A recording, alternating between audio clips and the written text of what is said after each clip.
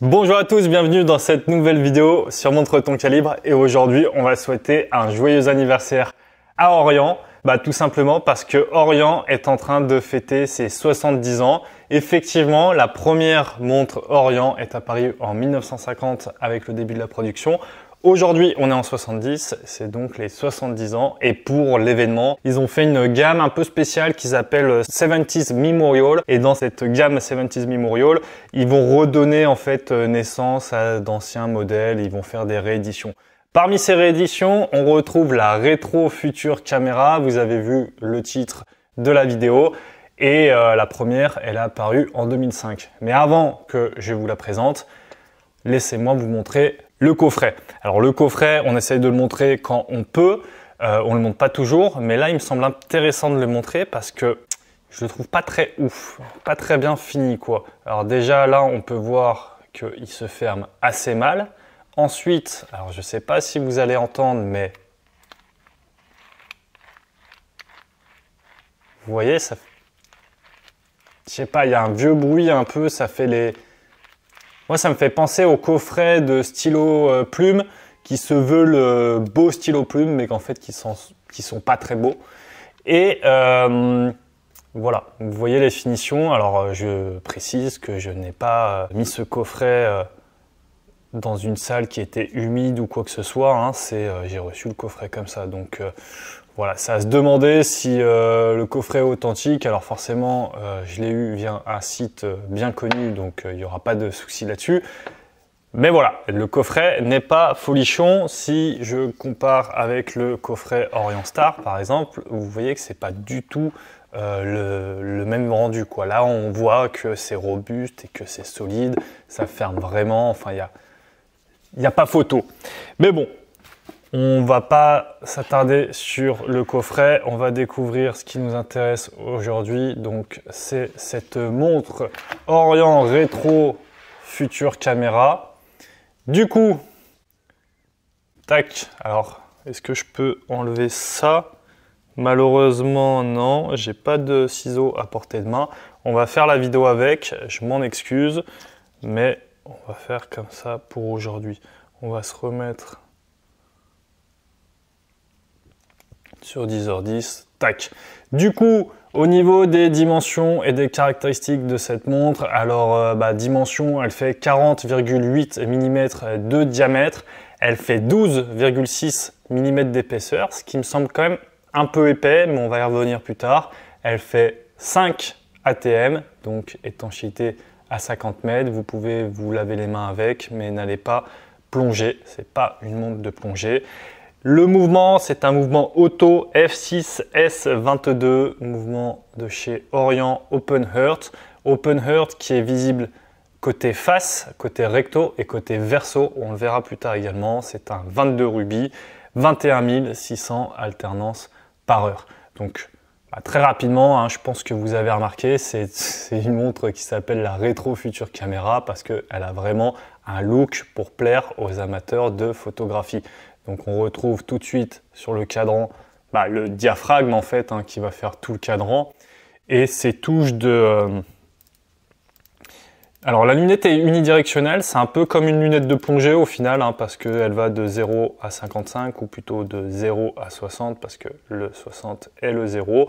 Et je ne sais pas comment ça s'appelle là, les petits R là sur... Si vous êtes amateur de photographie, vous me direz dans les commentaires. Mais voilà, ça fait vraiment montre typée amateur photographie, Open Heart à 9h, petite seconde à 6h. Et que dire sur cette montre? Avant de rentrer plus en détail, ce qu'il faut savoir, c'est que moi, je suis pas hyper fan. Alors c'est vrai que sur cette chaîne, j'essaye de parler de montres que j'apprécie, de montres que j'aime, parce que si je les aime pas, je trouve que ça sert à rien d'en parler. Je préfère parler de montres en positif que d'aller râler sur des montres. Dans ce cas, je préfère pas faire la vidéo. Mais cette montre, il y a quand même beaucoup de choses à dire, donc je me dis bon, ça peut être intéressant d'en faire une.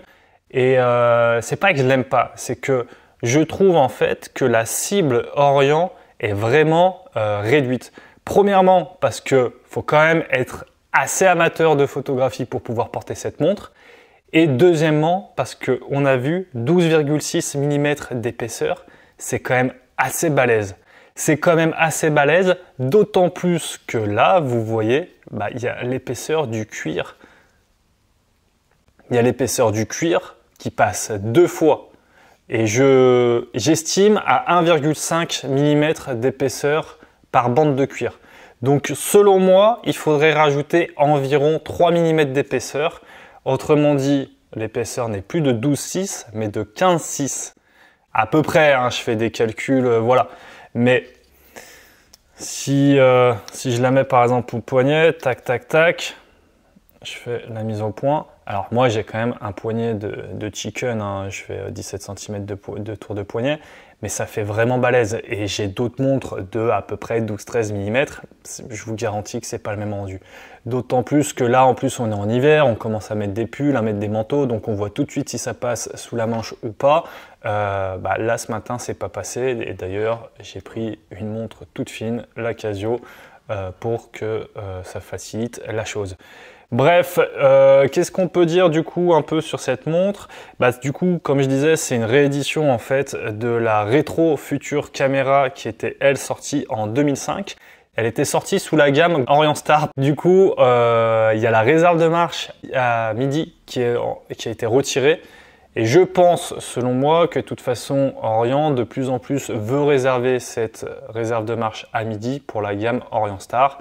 Donc d'ailleurs là, j'ai pris ma Orient Star et on voit qu'il y a la réserve de marche à midi. Donc j'ai l'impression qu'ils essayent vraiment de garder cette signature réserve de marche pour les montres de chez Orient Star.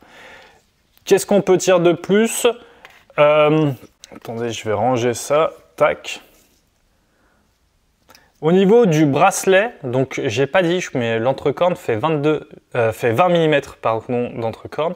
Et au niveau du bracelet, alors pareil, je suis pas hyper fan parce que je pense que vous allez peut-être pas entendre, mais ça grincouille un peu. C'est un peu le vieux cuir qui grince. Alors c'est chouette parce que ça va dans l'esprit rétro, future caméra et années 70s ou je sais pas quel style ils ont voulu donner à cette montre. Mais en tout cas, ça fait un effet rétro, c'est sûr. Mais franchement, le cuir qui grince comme ça toute la journée, c'est un peu, selon moi, c'est un peu pénible. Autant il y a des bruits qui me dérangent pas, par exemple le bruit de la masse oscillante, ça me dérange pas plus que ça. Je trouve que ça donne un peu plus de cachet à la montre et on la sent vivre. Mais autant ce bruit là, ça fait un peu bruit de, je sais pas, une vieille poussette que vous auriez retrouvée chez la grand-mère.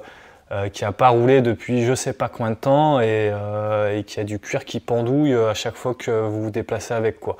Enfin voilà, je suis pas hyper fan. Par contre, là où ils ont été intelligents, ou je sais pas si c'est fait exprès ou pas, mais ils ont du coup les cornes percées, donc on pourra changer le bracelet. En plus 20 mm d'épaisseur, c'est des bracelets qu'on retrouvera assez régulièrement.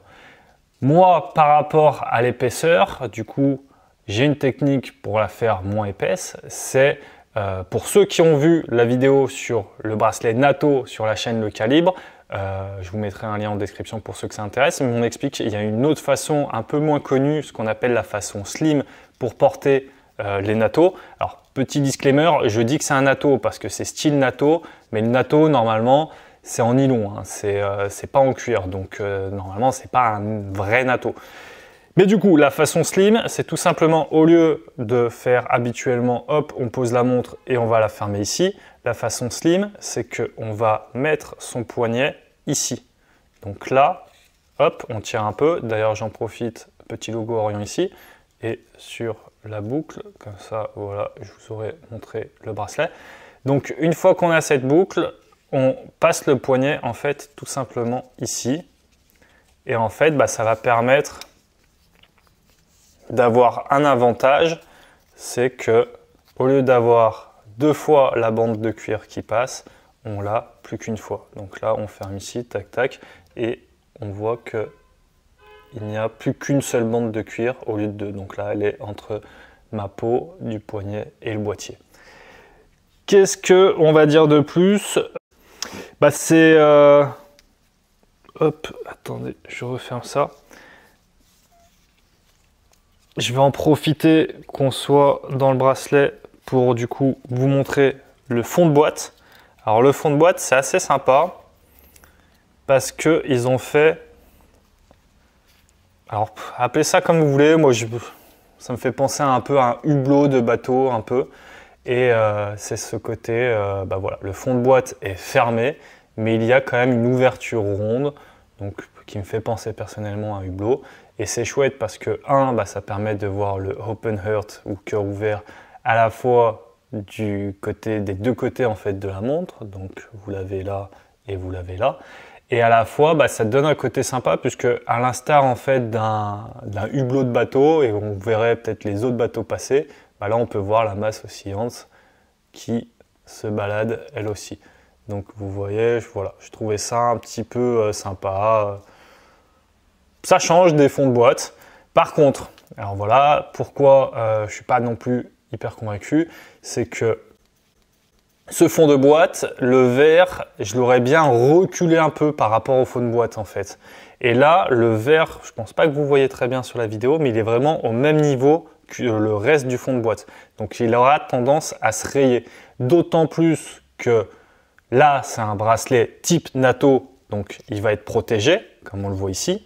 Mais si jamais vous voulez changer de verre pour gagner en épaisseur et parce que vous n'aimez pas ce bruit qui grince, eh ben, il sera moins protégé, quoi. Donc c'est un petit peu dommage.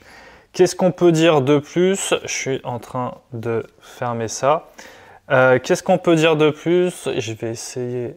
Tac, voilà.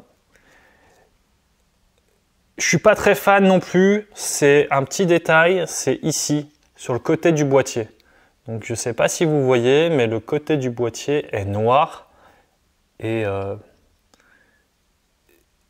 voilà, je fais la mise au point. Peut-être que ça se verra mieux de ce côté. Ouais. Alors le côté du boîtier, il est noir. Et c'est vrai que le noir, alors vous trouvez que ça fait un peu cheap parfois. Vous avez fait des retours sur, par exemple, la montre Beau Bleu. C'est vrai qu'en vidéo, ça rend pas hyper bien. Mais en vrai, bah, par exemple, sur la Beau Bleu, moi j'aime bien, très sincèrement. Par contre, là-dessus, non. Là-dessus, non, parce que tout a été designé et fait pour faire un look rétro, vintage, old school, tout ça, même avec le bracelet qui fait limite, bah voilà, vieux cuir de chez mamie. Et à côté, ils font le côté noir. Donc moi, je trouve pas ça très raccord. J'aurais préféré le laisser brut et ça aurait été à la fois un côté peut-être moins cheap pour ceux qui trouvent que ça fait cheap et ça aurait été mieux raccord de toute façon avec le reste de la montre. Pour parler des autres points négatifs un peu, c'est ce protège-couronne. Alors ce protège-couronne, il était déjà présent sur la version de 2005, mais je le trouvais déjà en 2005 pas très constructif. Je vois pas trop ce qu'il apporte. En fait, apparemment, c'est censé représenter le haut d'un appareil photo. Donc, ok, pourquoi pas. Ils l'ont laissé sur cette version. Et moi, en fait, je trouve qu'ils auraient dû l'enlever. Pourquoi? Parce que, sur l'ancienne version, le protège-couronne allait jusqu'en haut de la couronne. Et là, vous pouvez voir qu'il s'arrête un peu plus en bas. Donc, ça ne le protège pas tout à fait. Et deux, pour moi, j'ai qu'une envie, c'est d'appuyer sur ce bouton et de voir, je sais pas, un truc se passer. Peut-être le diaphragme qui va s'ouvrir ou je sais pas quoi. Mais j'ai envie d'appuyer sur ce bouton comme un, je sais pas, une Jacob & Co avec la montre Casino ou ce que vous voulez. Ici, on a le bouton. Déjà, comme se dit, c'est parier. Chacun doit me dire une chiffre. 5. 5 rouge pour vous. 24. 24 noir. Voilà, vous appuyez ici et la roulette il se déclenche. Et vous voyez comment la bille saute, elle va partout. C'est dingue. Voilà, c'est 31. Pour moi, là, il faut qu'il se passe un truc si on appuie dessus, puisque ça fait pas protège-couronne. Enfin, quand je le vois, je me dis pas, tiens, c'est un protège-couronne. Et en plus, vous pouvez voir ici, c'est que voilà, ça a été rajouté, là il y a la tête de vis apparente, tout ça, on dirait que c'est un horloger du coin de la rue qui a fait ça entre deux, qui a rafistolé une pièce, enfin ça fait, ouais, c'est pas hyper chouette. Enfin moi perso, je suis pas hyper fan. On en profite d'ailleurs d'avoir cet angle de vue pour voir que la couronne est logotée et pour voir que la lunette est gravée. Donc ça fait partie des points positifs, j'ai bien aimé, puisque cette gravure sur la lunette, en fait, ils auraient très bien pu ne pas la faire. Il y a beaucoup de gens qui n'auraient jamais fait attention si elle était gravée ou pas. Donc ça, cette lunette gravée là, sur le côté, je trouve ça assez chouette par contre de leur part. Un autre détail que j'ai bien aimé sur cette montre, c'est la patine des index et des aiguilles. Alors certes, c'est pas une patine d'époque, hein, forcément, c'est une montre qui est sortie cette année, mais bien souvent, sur les montres nouvelle génération, ils veulent nous faire esprit vieille patine, mais l'esprit vieille patine est mal fait. Ici, alors je sais pas, hein, c'est à vous de me dire, mais je la trouve plutôt bien réalisée, quoi.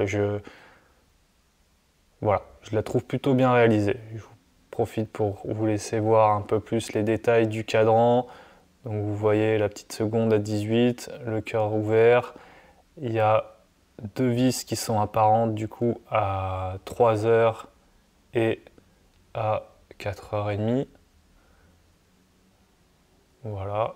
Et pour ceux qui voudraient un petit plan de nuit pour voir la lume de la montre, c'est aussi un avantage, un point positif je pense. Je vous laisse découvrir ensemble. Tac, donc vous voyez, il y a quand même une excellente lume.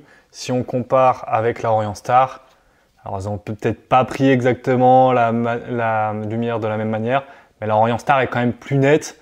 Forcément, c'est une montre de plongée et c'est la gamme Orient Star, mais la Orient normale se défend très bien, quoi. Moi, je trouve encore une fois que c'est une montre sympa, mais c'est une montre qui a vraiment un public très restreint. Et ils auraient dû en fait faire cette montre en édition limitée. Actuellement, elle existe en 3 couleurs, je ne sais plus lesquelles, plus une couleur en édition limitée. Donc l'édition limitée, c'est un peu la même que celle-ci, mais avec un dégradé radial. Pour moi, ils auraient dû faire les 4 montres en édition limitée. Faut savoir également que sur la gamme rétro vintage, il y a aussi des montres qui sont inspiration guitare, donc qui sont chouettes aussi. Et voilà, je pense que la vidéo fait déjà 16 minutes, donc je pense que ce sera la vidéo peut-être la plus longue de la chaîne Montre ton calibre. Donc ça va être temps pour moi, à mon avis, de vous laisser si vous êtes encore là. Alors, on va faire une technique de youtubeur là, si vous êtes encore là, écrivez le nom d'un légume en commentaire, comme ça on verra qui sont les boss. Allez, je vous dis à bientôt sur Montre ton calibre et merci à tous ceux qui envoient les vidéos. Là, il y en a pas mal à poster d'ailleurs, ça fait plaisir, donc c'est cool. Allez, ciao ciao et à bientôt.